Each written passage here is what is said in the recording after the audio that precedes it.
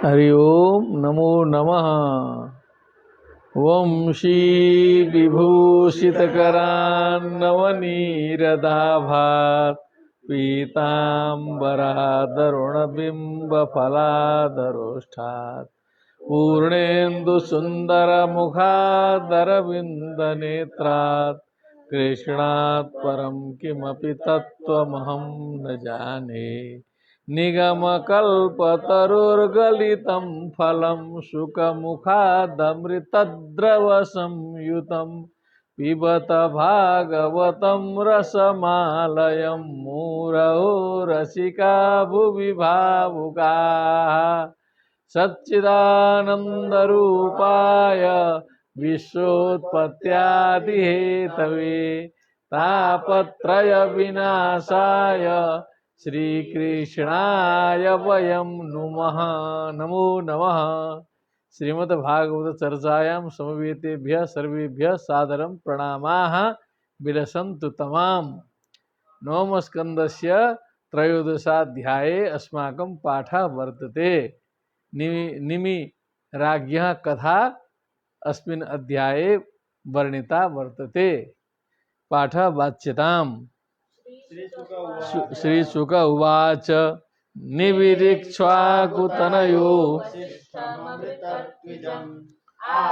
सत्रं सोऽप्याह शक्रेण प्रावृतोऽस्मि भो।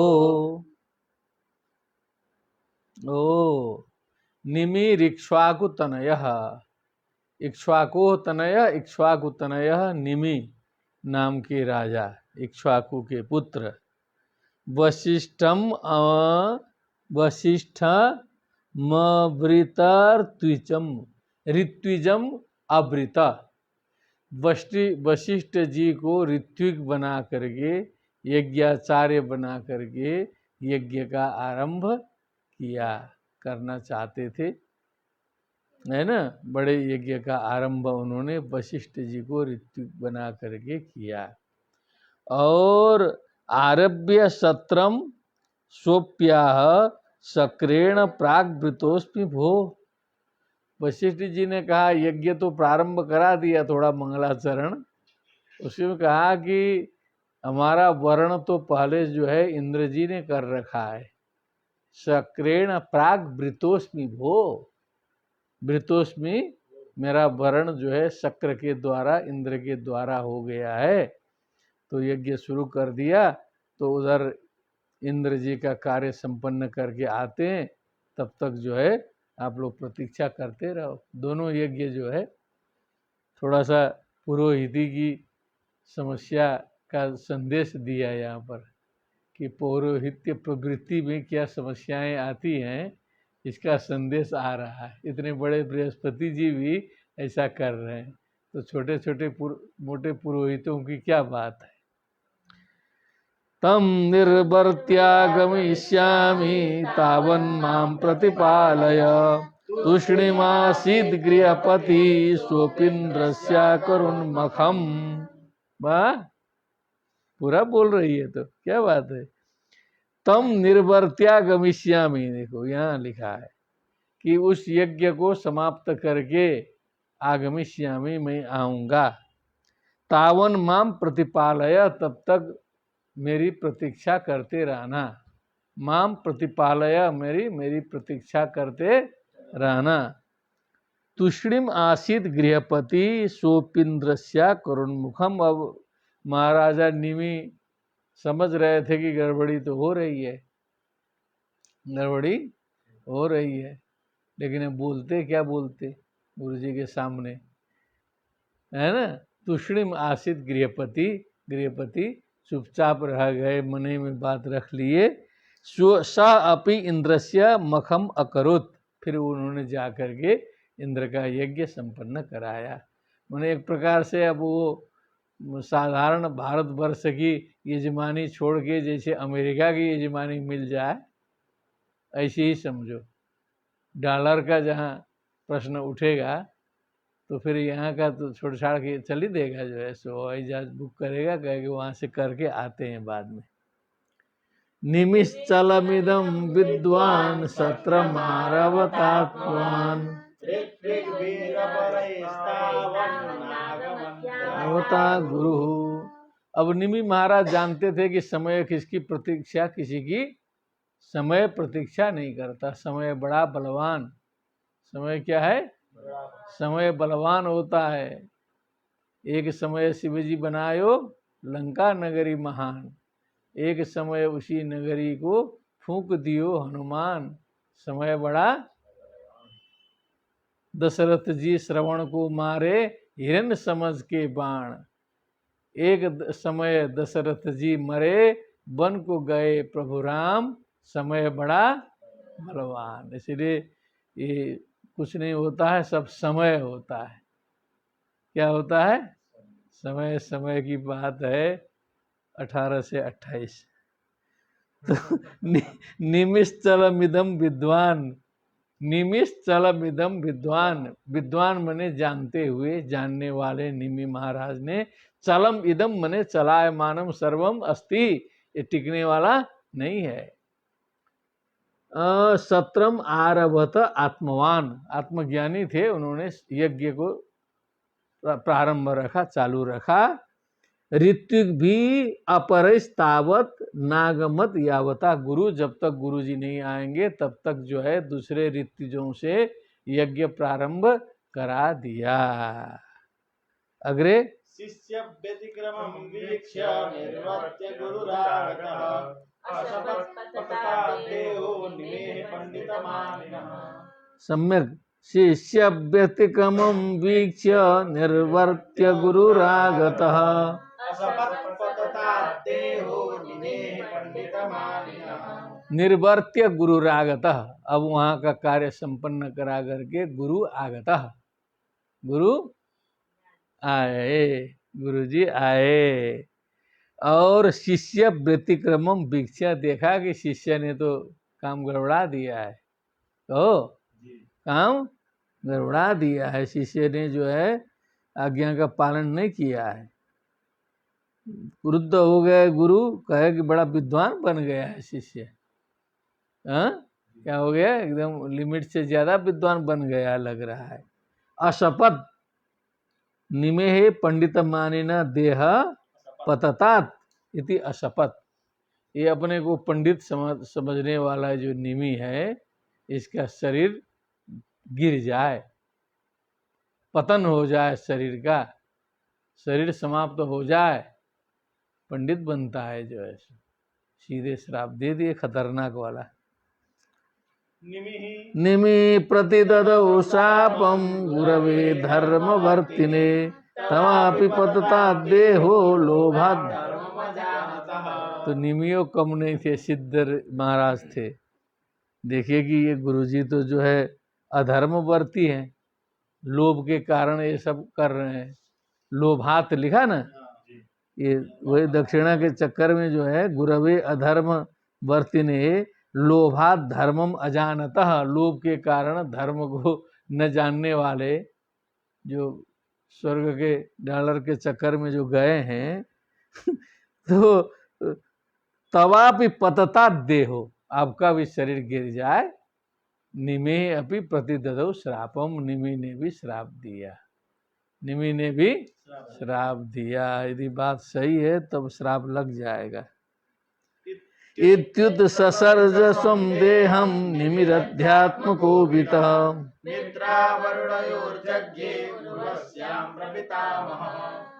इति उत्सर्ज स्वं देहम, इस प्रकार अपने शरीर को त्यागा। स्वं देहम मने अपने शरीर को, उत्सर्ज त्यागा। अध्यात्म को विदह, निमि अध्यात्म को समझने वाले, जानने वाले निमि ने अपना शरीर त्यागा। और प्रपितामह, प्रपितामह का मतलब वशिष्ठ जी, इसका प्रसंग चल रहा है यहाँ। प्रपितामह ये वशिष्ठ जी को कहा है ना, तो प्रपितामह मैंने जो वशिष्ठ जी अभी मित्रा वरुण के माध्यम से उर्वश्याम यज्ञे, उर्वशी में उत्पन्न हुए, उर्वशी में उत्पन्न हुए, उनका भी शरीर गिर गया। दोनों को श्राप लग गया, कम नहीं था शिष्य भी। आगे चलिए।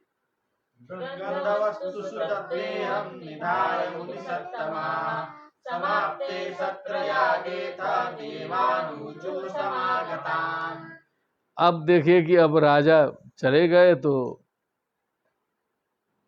अब जो शरीर को सुरक्षित रखने का जो तरीका था, पद्धति थी, उस समय रही। समझ रहे हैं ना? आज भी शरीर को सुरक्षित रखा जाता है ना, कुछ लेपन करके। तो वही कहा गंध वस्तुषु, कुछ गंध वस्तु में सुगंधित द्रव्य लेपन करके तद अंगम क्या निधाय मुनि सत्तमा, जो मुनि लोग जो यज्ञ में लगे हुए थे, और सब मुनि तो थे ना यज्ञ में, वशिष्ठ जी तो राजा वशिष्ठ श्राप करते करते गए, तो उस शरीर को जो है लेपन लगा करके मुनि श्रेष्ठ लोगों ने समाप्ते सत्र यागो था, फिर सत्र याग का समापन किया। समागताम देवान ऊचू, तो उसी समय देवता लोग अंतिम में सत्र याग की समाप्ति में पहुंचे, तो ऋषियों ने देवताओं से निवेदन किया कि हम लोगों ने इस शरीर को सुरक्षित रखा है, राजा हैं, क्योंकि राजा के बिना तो अराजकता फैल जाती है ना, फिर जो है बहुत जरूरी भी होता है राजा, इसीलिए इनके शरीर को फिर से जीवित करना है, ये देवताओं से प्रार्थना किया। राज्ञो जीवतु देहोऽयं प्रसन्ना प्रभवो यदि तथेत्युक्ते निमिः प्राह मां भुन्मे देह बंधनम। तो उन सब ने जो है देवताओं से निवेदन किया कि जो है प्रसन्ना प्रभवो यदि आप लोग प्रभवः मने समर्थाः देवाः यदि प्रसन्नाः सन्ति तर्हि, लेकिन ये बात जो है निमि की आत्मा इधर उधर भटक रही होगी वहीं पर जो है। तथा इत्युक्ते, देवताओं ने बात मान ली। निमि प्राह मां भून में देह बंधनम, निमि स्वयं बोल उठे कि मेरा पुनः देह बंधन न हो, पुनः मैं देह के बंधन में आना अब नहीं चाहता हूँ। एक बार चक्कर से छूट गया, उधर आनंद आ रहा है, उधर ही। अब जो देह में फंसे हैं तो हम लोग को जो है सो यहाँ बड़ा आनंद आ रहा है, जी रहे हैं तो लगता है कि यही है। हो सकता है कि देह छूटने के बाद ऐसा लगे कि पता नहीं क्या हम लोग पागलपन वहाँ कर रहे थे, ऐसा भी तो हो सकता है ना। संभावना ज्यादा यही लगती है कि उसमें हम क्या माया मोह में पता नहीं क्या कर रहे थे। इसी प्रकार का बोध जो है देह छूटने के बाद हो सकता है, ऐसा निमि को हो चुका था। इसीलिए कहा माभुन में देह बंधनम यस्य रो योगम न वांछन्ति वियोग भय कातराः भजन्ति ऋणाम भोजम मुनयो हरिमेधसः। हरिमेधसः मने जो हरि को भजने वाले जो मुनि लोग हैं, भगवान के चरण कमल का जो भजन करते हैं, यस्य योगम न वांछन्ति, जिस शरीर का योग वो लोग चाहते नहीं हैं। वियोग भय कातुराः, क्योंकि योग का मतलब फिर उससे वियोग का भय जो व्याप्त हो जाता है, ये शरीर से वियोग न हो, मृत्यु न हो, इस प्रकार का जो भय व्याप्त हो जाता है, इसलिए पहले ही जो है उसके योग को नहीं चाहते हैं। ठीक। देहम नावरुरुत्से हम दुख शोक भयापहम सर्वत्रास्य यतो मृत्युर नाम उदके यथा। तो इसीलिए मैं इस शरीर में न अवरुद्ध से हम इस शरीर में पुनः मैं आना नहीं चाहता हूँ, या इसमें फिर से चढ़ना नहीं चाहता हूँ, इसको पुनः धारण करना नहीं चाहता हूँ।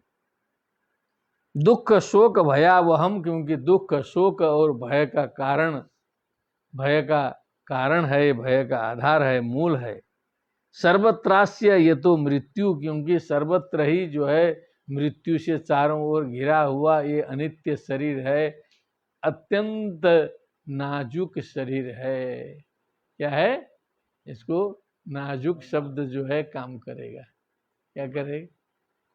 कोमल दूसरा होता है, हाँ, वो किसी से अर्थ नहीं आएगा, तभी नाजुक हम बोले हैं। ठीक है ना। नाजुक के जगह पर तो कोई दूसरा शब्द जब आएगा तो बोला जाएगा, तो कोमल ओमल से नहीं होगा, ठीक ना। कहने का मतलब जो है थोड़ी सी गड़बड़ी हो जाए तो खट से प्राण वियोग हो सकता है।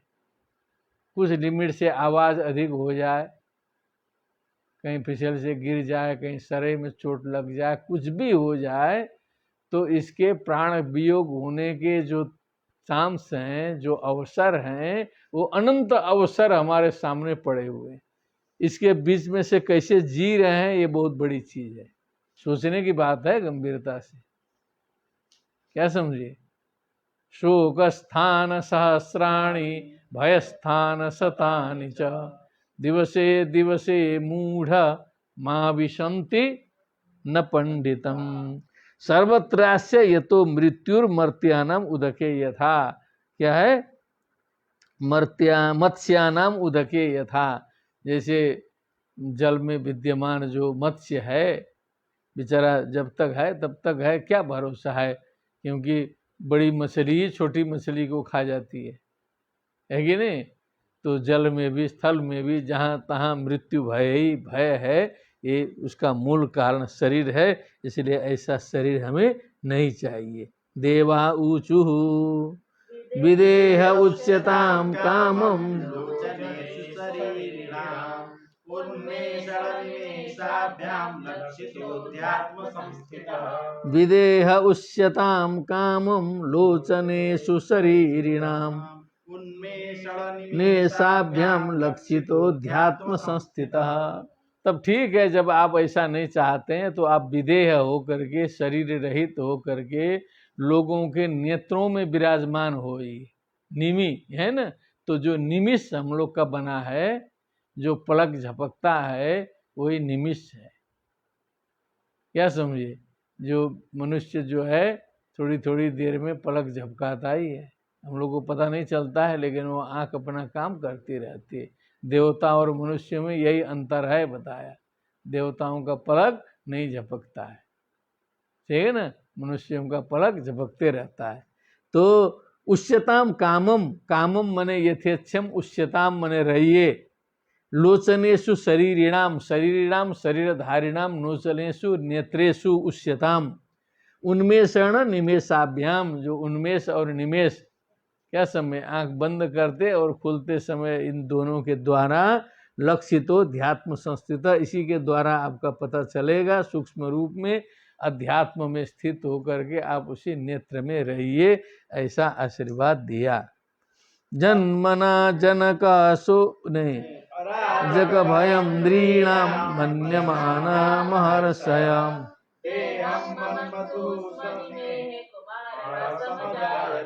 इतना तो आशीर्वाद दिया देवताओं ने, सब हो गया, लेकिन ऋषियों ने सोचा कि अरे बिना राजा का काम चलेगा कैसे, और राजा फिर जहाँ तहाँ से लाना भी नहीं है। तो ये जो क्लोन तैयार कराने की सबसे पहली पद्धति यहाँ आई है, जो क्लोनिंग बोल रहे हैं ना इस समय। हाँ, तो इसका वर्णन आया कि देहम ममंथुस निमे है, उस निमि राज का शरीर ले करके उसका मंथन किया।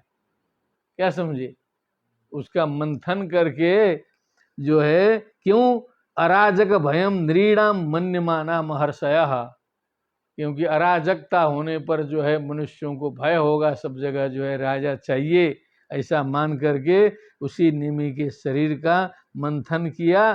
कुमार समझ आयता।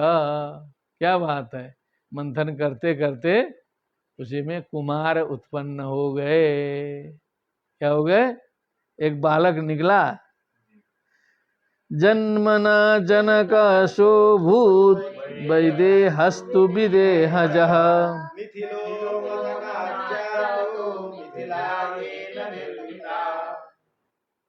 पुरानी कथा न है, भले द्वापर युग की सेटिंग है, लेकिन कथा तो प्राचीन काल की आ रही है। मिथिला पहुंच गई त्रेता युग में। जन्मना जनका शोभूत, तो वो जो कुमार हुआ था उसका नाम पड़ा जनकः। क्या हुआ, जनकः, जन्म से ही नाम पड़ा। विदे वैदेहस्तु विदेहजः, वैदेहस्तु मैंने विदेह से उत्पन्न होने के कारण क्या है, मैंने जो देह धारण करना नहीं चाहता था उसका नाम रखा पहले विदेह। उस विदेह से जो उत्पन्न हुए उसका नाम है हो गया वैदेह। अब वैदेह की पुत्री वैदेही। ठीक।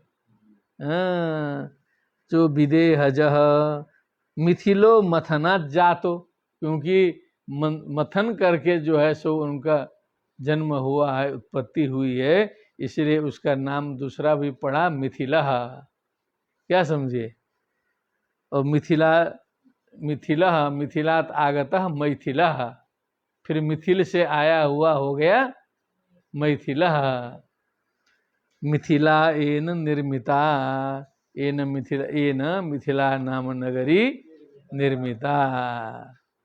आगे अग्रे वसुस्तस्य पुत्रो भून्नन्दिवर्धनः ततः सुकेतुस्तस्यापि देवरातो महीपतेः। हाँ, पुनः वंश वर्णन आ गया, चिंता की बात नहीं है। उसका पुत्र वो, उसका पुत्र वो। बोलिए। तस्मात् उदा वसु तस्य पुत्रो भून् नंदिवर्धनः ततः सुकेतु तस्यापि देवरात। हे महीपते, हे परीक्षित महाराज। इस प्रकार लगातार वंश आगे बढ़ा। तस्मात् बृहद्रथस्तस्य,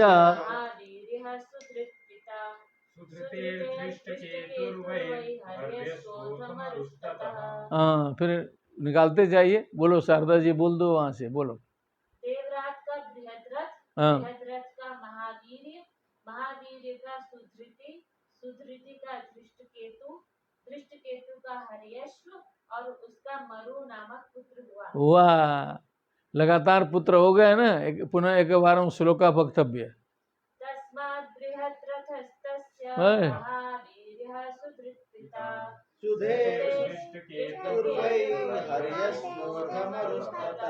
मरो प्रतीपकस्तस्मात् जाता कृतिरथो यतः।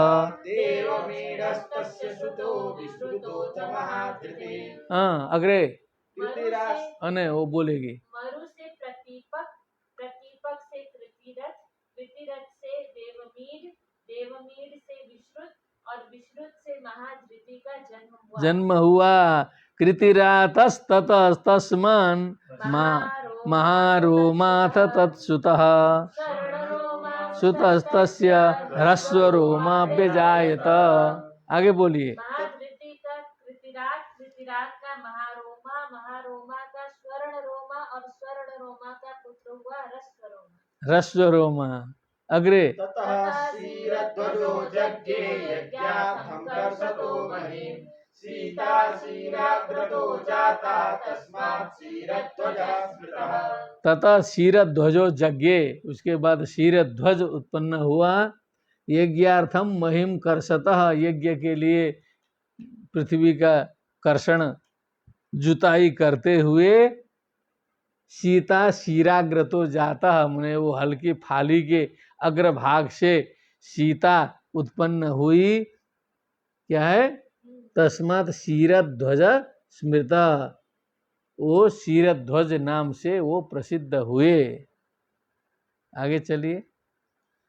कुशध्वजस्तस्य पुत्रस्ततो धर्मध्वजो नृपः, धर्मध्वजस्य द्वौ पुत्रौ कृतध्वजमितध्वजौ। हाँ बदतु। क्षीरध्वज के कुशध्वज, कुशध्वज के धर्मध्वज और धर्मध्वज के दो पुत्र हुए, कृतध्वज और मितध्वज। मितध्वज, कृतध्वज और हाँ अग्रे उच्चताम। कृतध्वजात् केशिध्वजः खाण्डिक्यस्तु मितध्वजात् कृतध्वजसुतो राजन्नात्मविद्या विशारदः।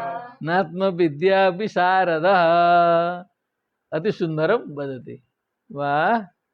हाँ बोलो, उसका भी बोल दीजिए। कृतध्वज के केशिध्वज और मितध्वज के खांडिक्य हुए। परीक्षित केशिध्वज में आत्मविद्या में बड़ा प्रवीण था।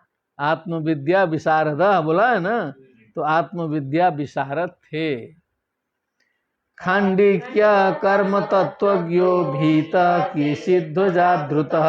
भानुमांसस्य पुत्रो भूत् शतद्युम्नस्तु तत्सुतः। ओ कहाँ से केशिध्वज से डर गए?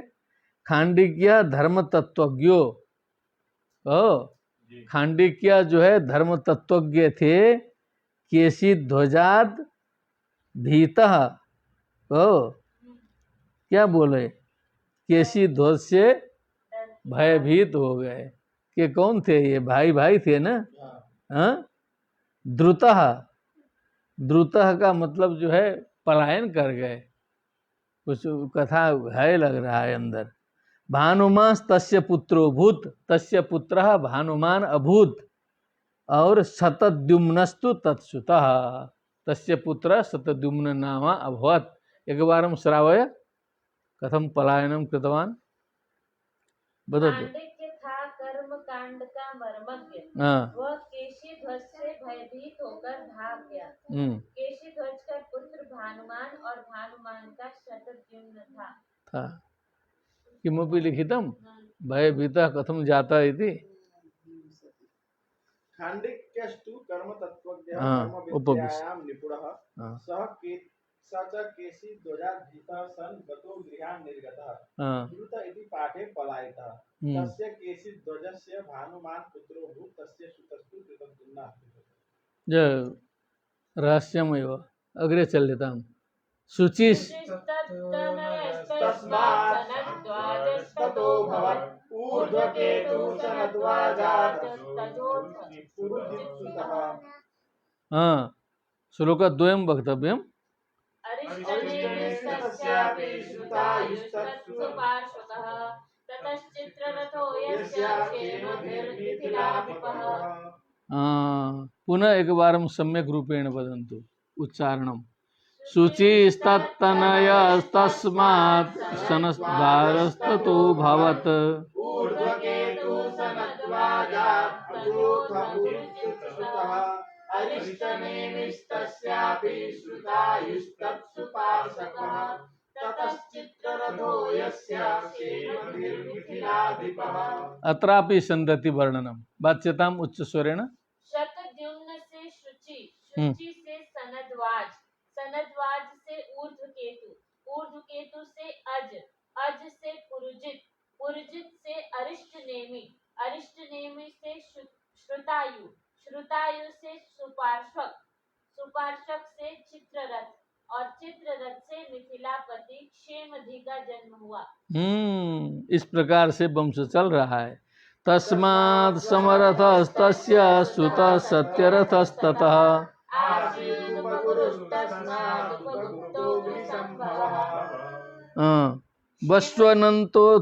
वस्वनन्तोऽथ तत्पुत्रो युधो यत्सुभाषणः। इदानीं वाच्यताम्।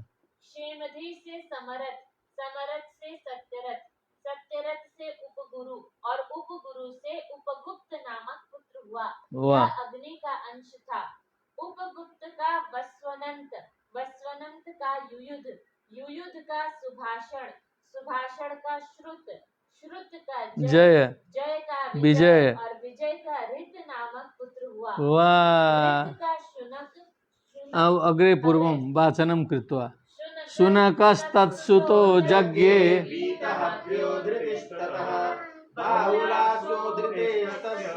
कृतिरस्य महावशी एते वै मैथिला राजन्नात्मविद्या विशारदाः योगेश्वर प्रसादेन द्वन्द्वैर्मुक्त्वा गृहेष्वपि।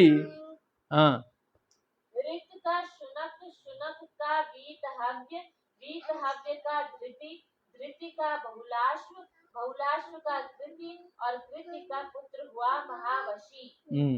परीक्षित, ये मिथिल के वंश में उत्पन्न सभी नरपति मैथिल कहलाते हैं।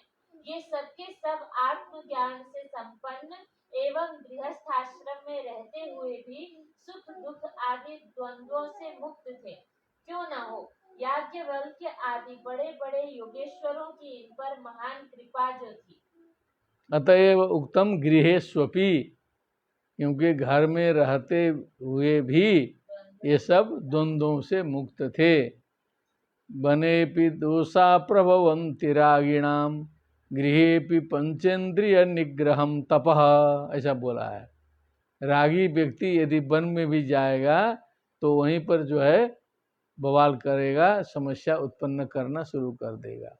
और गृहेपि पंचेन्द्रिय निग्रहम तपः, यदि घर में भी समस्याओं के बीच में भी पंचेंद्रिय निग्रह पूर्वक यदि व्यक्ति रहता है तो वो तपस्या ही करता रहता है।